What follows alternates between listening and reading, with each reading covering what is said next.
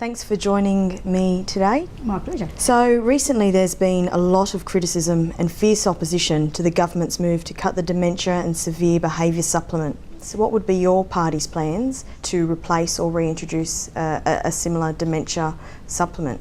Well, firstly, I think that there's a very clear need and we strongly support the supplement, and we did through the reform process.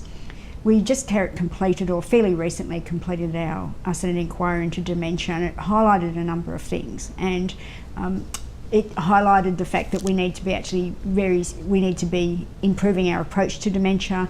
There is a need for a supplement. There's a really clear need for training of staff and specialist dementia staff. And so there's no doubt that looking after somebody with dementia or severe behaviours does put a lot of pressure on the residential aged care facilities, but also for out-of-home care, because we know the large in-home care, I should say. I apologise for that.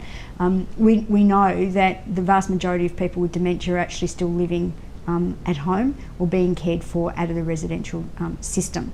So we do need to make sure that we're providing funding for both situations. So we do need to re-look at the supplement to make sure that it is targeted. I don't think the Minister should have cancelled it the way that he has, but we do need to take the opportunity to make sure that we are providing the sorts of support that we need in place to support people with dementia, whether it's in residential care or also whether they're still living at home. So there's still talk ongoing about the fact that the supplement has been cut. Should we be looking to the future as to what sort of measures we can introduce to make it easier to care for people with dementia, or should we still be harping on about the fact that this supplement has been cut and that it's caused a great loss to the aged care sector? Well, it has caused a great loss to the aged care sector, and I don't think the aged care sector can afford to wear that cost, which is why I'm concerned about the delay in dealing with this, and why I don't think that, the Minister left it so late to actually act. If he'd acted earlier when he had the information, we wouldn't be in the mess that we're in now. So he shouldn't have cancelled it. He should have acted earlier so that aged care providers weren't suffering this loss. But now we need to make sure that we have, if as the government says, that the instrument wasn't properly targeted, we need to properly target it, and we need to do it quickly so that aged care providers aren't left carrying the can. Is there a magic wand solution to how we should be targeting and introducing an adequate supplement or measure of funding to actually meet the needs of the growing dementia population? Well, I don't think there's my approach to things is there's never a magic wand that fixes everything, and that this is a very complex area, and that we do need to be changing the way. The other thing is here, we do need to be changing the way we support people with dementia, particularly in residential care. The inquiry clearly pointed out some of the best practice. Now, in order to put best practice in place, we do need to be making sure that we're targeting our support payments effectively. I think that we need to be listening to the aged care sector, and perhaps putting in a bridging or transition payment and process until we get one that is meeting the needs of course, the person with dementia, care providers, and also families. Should a bridging supplement or funding, should that be equal to the supplement that was cut? Well, I certainly don't want to see that supplement going backwards. If the Minister is concerned about that it's being targeted too broadly, we need to be looking at the evidence of that. So instead of looking at it and saying, oh, well, look, it's targeting a too wide a group, perhaps we should be looking at it and saying, well, how much of this, what is it being underfunded? Were we not supporting, if people were meeting their eligibility requirements, are we not providing enough level of support to service providers to properly support people with dementia? I don't think the government's got a clear handle on that, and I think that we need to be looking at that, but I don't think that should be at the expense of people with dementia living in care, or at the expense of providers. So should the discussion about the dementia and severe behaviours supplement or funding actually be part of a broader discussion about holistic dementia care measures across home care and residential care? I would certainly like to see that, but I hedge that with, I know that providers would be very stressed if I'm saying we shouldn't be dealing with that issue and the costs at the moment, which is why I'm saying maybe we should be looking at some transitionary approach. But I'd certainly like to see a holistic care approach. And while I'm not having a go at any providers here at the moment, our Senate inquiry clearly showed that there were significant changes that should be made and that needed to be made, and part of that was making sure that we're properly supporting staff to provide specialist care. There's no doubt in my mind that we do need specialist training, specialist care, not just for the people providing the specialist care, but also across the board for staff that work in aged care, because we know that an increasing number of people are going to be going into aged care with dementia, and that we need to be preparing for that. There is some very good best practice that we need to be sharing and providing the opportunity for carers to be able to train, providers, to be able to train their staff. It's such a massive issue at the moment, the axing of the dementia supplement. Next week we'll play host to a forum, a consultation forum. The Minister will be holding a consultation forum with stakeholders on the 11th of September.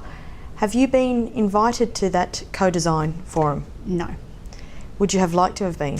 I would like to have been, given particularly that I've spent so much time looking into the issues around dementia, and I think that there's a number of changes that could be made. I should say improvements that could be made, because the more we learn, the more that we should be refining how we are providing dementia care. We need to be preparing for the future. So Mitch Fifield has called for a bipartisan approach to aged care policy in the future, and it's something that Shane Newman, the opposition, has also called for. What are your thoughts on a bipartisan approach to aged care, or at least to dementia care funding? Okay, so I think here, with all due respect to the two parties, we now have a multi-party approach in our parliament, and we should be making sure that that's the way that we approach this decision making. Yes, we should be taking as much as a multi-party approach to aged care and dementia funding as possible. That is not to say that we can't criticise policy if we think it's wrong. I don't think we should be making politics out of it, because this is such an important area. And yes, in opposition, the current government did take a largely multi-party, or the way they see it, bipartisan approach. I can't help sort of thinking that they know that there are significant changes, or they needed to be made to aged care. We haven't finished yet. There are more that need to be made. And they need across the party support for those changes. They knew it in opposition, they know it in government, same as the opposition now knows that when they're in government they needed that support as well. Would they have your party support? I'm very happy to, as I think that the Greens really clearly demonstrated when we were working with the last government on aged care reforms. We wouldn't just take the proposals at face value. We had a very vigorous Senate inquiry, and we made and negotiated a number of amendments to that legislation. We achieved some significant gains. So as long as, if people understand that a multi-party approach means that we will have a vigorous policy debate, I am very comfortable and always will participate in those sorts of forums. I haven't had that approach from this government.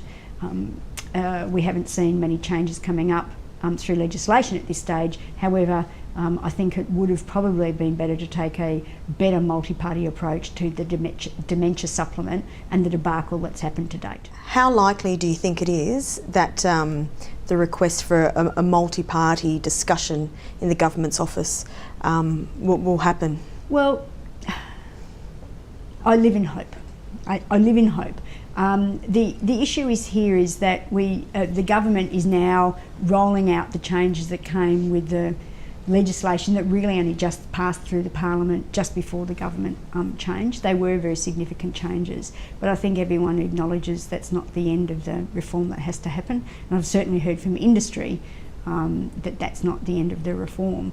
These are changes that need to be made now into the future, to enable better care to be provided as people are ageing, and for the cohort of people that we know, the bigger cohort that we know are ageing. So it is vital that we try and get this as right and work together as much as possible. As I said, that will never stop me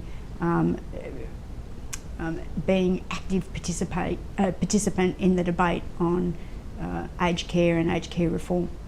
So multi-party discussion often requires each party to move from the previous position to a common position and basically budge. Would your party be prepared to move on its aged care values at the moment? Always prepared to look at new information. I think that we demonstrated with the previous government that we were prepared to negotiate. We gave on some, we obviously moved on a number of issues in order to support, in the end, the legislation going through the Parliament.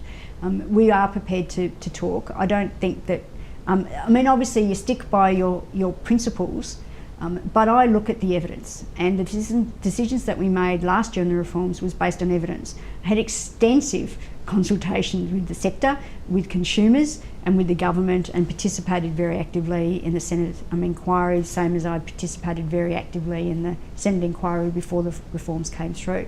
So we don't dig in a ditch, but we won't accept something that isn't evidence-based, that is purely based on ideology. And as a bit of a sidetrack, for example, we're saying, well, we're not going to support many of the budget measures because they're not based on evidence, they're ideology, and we need to make sure that the changes that get made are based on evidence and what will provide best care and best support for people as they age. The upcoming forum that's looking at a co-design of a possible dementia supplement replacement will take place next week. What do you hope is the outcome of such a forum? Well, you would hope that there's agreement on the way forward, and that could be enacted as soon as possible, so that the people with dementia, their families and providers aren't left in the lurch.